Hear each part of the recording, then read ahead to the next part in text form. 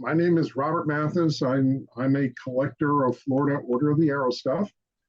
This is a presentation of the top items of the Order of the Arrow out of the lodges in Southwest Florida, excluding Calusa 219. In the history of the area, there have been three lodges.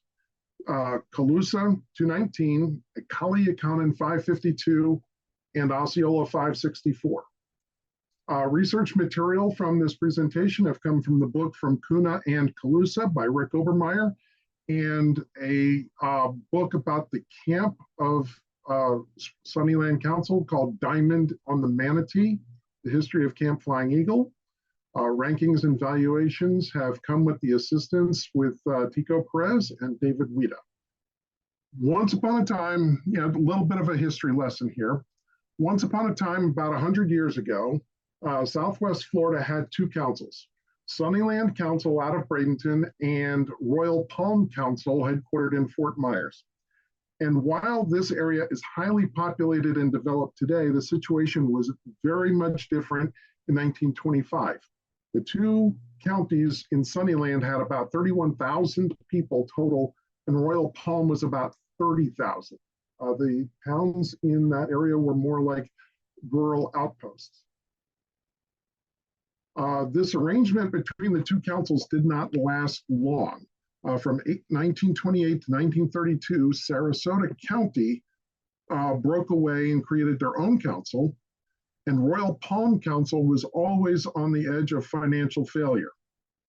Newspaper articles show that every summer, Royal Palm seemed to have emergency fundraising programs set up, mostly to pay the $100 rent that they needed for their summer camp. In 1937, National determined that Royal Palm was no longer financially sustainable, and so they were absorbed back into Sunnyland Council. Calusa Lodge was chartered in 1942 and became a mainstay at the summer camp program at Camp Flying Eagle. And in many ways, it was too much of a mainstay. The entire staff of the 1942 summer camp became their first members, and by the 1950s, the council executive believed it was necessary to remind members by mail that the Order of the Arrow was not a camp fraternity, it was not a camp corps that assumed the responsibilities of the camp director, and that the lodge needed to maintain its appropriate role. With the dysfunctional activities and habits of the lodge, the council executive notified the lodge membership in May of 1956 that the lodge had failed to recharter for the new year, and the lodge was shut down. By 1955, the council office had moved about 50 miles south to Sarasota. In 1961, there was an Order of the Arrow lodge number assigned to Sunnyland Council, but the first ordeal was not held for another year. Many of the adults of the new lodge were former Calusa members, including the scout executive that had shut down Calusa. The name of the new lodge was said to have meant rising sun in the Calusa language, but that's highly doubtful. There's only 10 words and 60 place names in the Calusa language that are known from the Spanish explorers, and Calusa is not known of them. In fact, in the early years, the lodge could not agree on the pronunciation of their own lodge. In the 60s, they called themselves Ekli Yakinen, and in the 70s, they decided that it was more appropriate to say Ikali Yakanen. In 1967, Sunnyland Council was split once again due to the estimated population growth in the Southwest Florida area, and they were returned to the same borders that they had in 1937. Sunnyland was once again two counties split at the Sarasota-Charlotte County lines, and Southwest Florida took the remaining counties. Osceola Lodge 564 was chartered in 1968, which completed the split between the two councils. And by the way, the lodge was not named after the Chief Osceola of the 19th century, but was named after a local Seminole tribal leader who was friends with founders of the lodge. By the 1990s, Sunnyland Council was having its own financial issues, while Southwest Florida Council continued to grow. Ikaliakanen had always been a small but spirited lodge, able to hold multiple events for themselves during the year and to host section events as scheduled. The situation with the council was no longer tenable, and it was shut down by National at the end of the charter in 1994, absorbed into Southwest Florida on January 1st, 1995. This was not a merger in the sense that there was time to convene meetings to guide the merger between the organizations. This had been dictated with almost no warning and went about as well as can be expected. With hurt feelings, belief that this was a hostile takeover, belief that there was elimination of the Ikaliakanen history and the council history. There had been rivalries between the two sides of the lodge for several years. Early in 1995, a flap was created that showed the totems from both lodges, but it still took several years for things to calm down and really truly become one lodge. Now, it may be asked, why is Calusa not included in this presentation?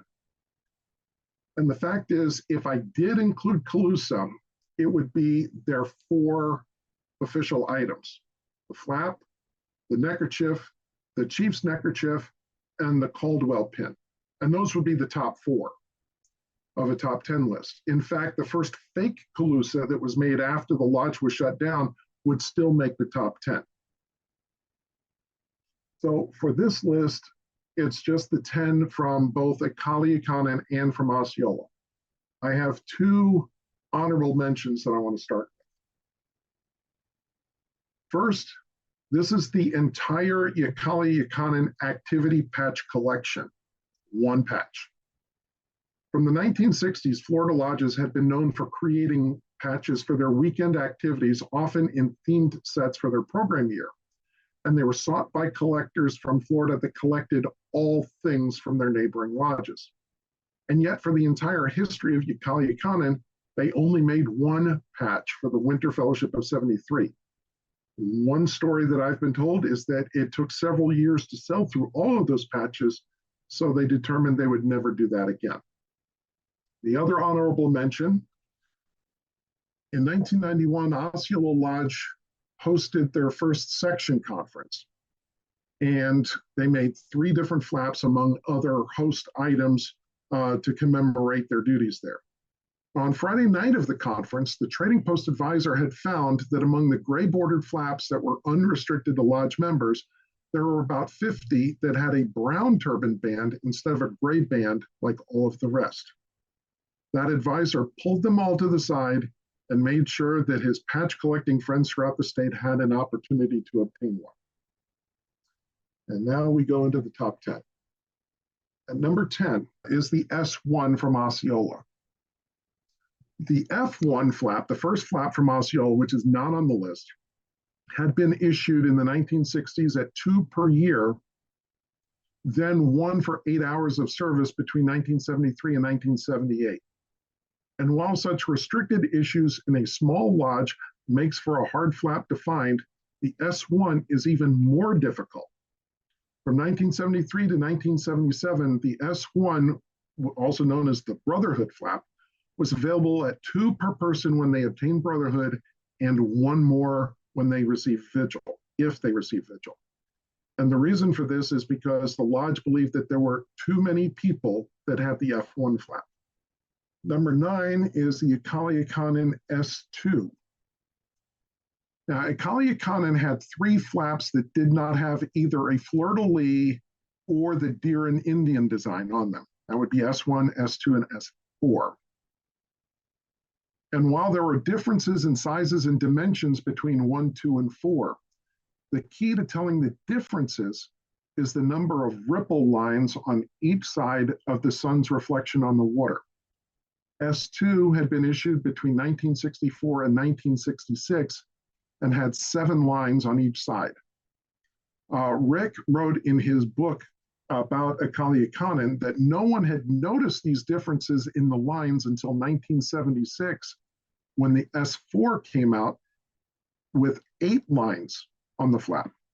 Number 8, In 1984, Calusa hosted the SE1 section conference. Section conferences in Florida are what the rest of the country calls conclaves.